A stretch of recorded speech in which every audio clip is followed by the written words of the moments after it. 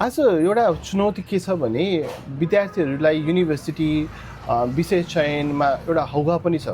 यो विषय पढेर हामीले कामै नलाग्ने पो हो कि हामी यो युनिभर्सिटीसँग सम्बन्धित करियर डेभलप गर्न सक्दैनौँ कि भन्ने खालको यो हौवा वा फेसबुक वा विभिन्न तरिका सोसियल सामाजिकले हामीलाई अलिकति त्रसित पनि बनाएको छ, विशेष त यो 12 कक्षाका विद्यार्थीहरूलाई।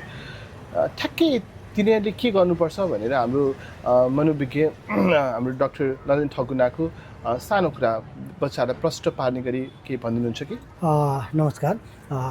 खास गरेर चाहिँ अब भर्खरै प्लस टू पास गरेको विद्यार्थीहरूले चाहिँ करियर सिलेक्सनको लागि कुन चाहिँ युनिभर्सिटी कसरी सिलेक्सन गर्ने भन्ने सन्दर्भमा चाहिँ तीनवटा कुरा ध्यान दिनुपर्छ। एउटा चाहिँ करियर एसेसमेन्ट गर्नुपर्छ, सेल्फ एसेसमेन्ट गर्नुपर्छ। त्यसमा चाहिँ पर्सनालिटी, इन्टेलिजेन्स, एप्टिट्युड र इन्टेस्ट को लेभललाई चाहिँ ट्र्याक गर्ने, त्यो चाहिँ विभिन्न साइकोलोजिकल टेस्टहरूको माध्यमबाट त्यसलाई ट्र्याक गर्न सकिन्छ।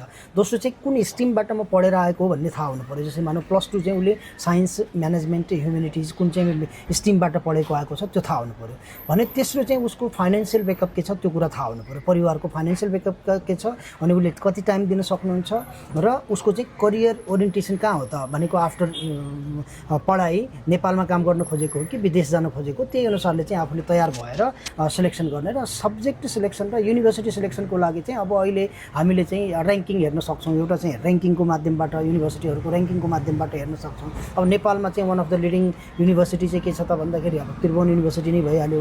त्यो सँगसँगै चाहिँ काठमाडौँ युनिभर्सिटी लगायतका चाहिँ विभिन्न टेक्निकल युनिभर्सिटीहरू जति पनि अहिले लेटेस्ट खुलेका छन् ती युनिभर्सिटीमा चाहिँ आफ्नो इन्ट्रेस्ट अनुसार जुन स्ट्रिम बेटर लाग्छ त्यो स्ट्रिम अनुसार चाहिँ सिलेक्सन गरियो भने त्यसले अझ बेटर डिसिजन गर्न सजिलो हुनसक्छ जस्तो मलाई लाग्छ। हस्, धन्यवाद, नमस्कार।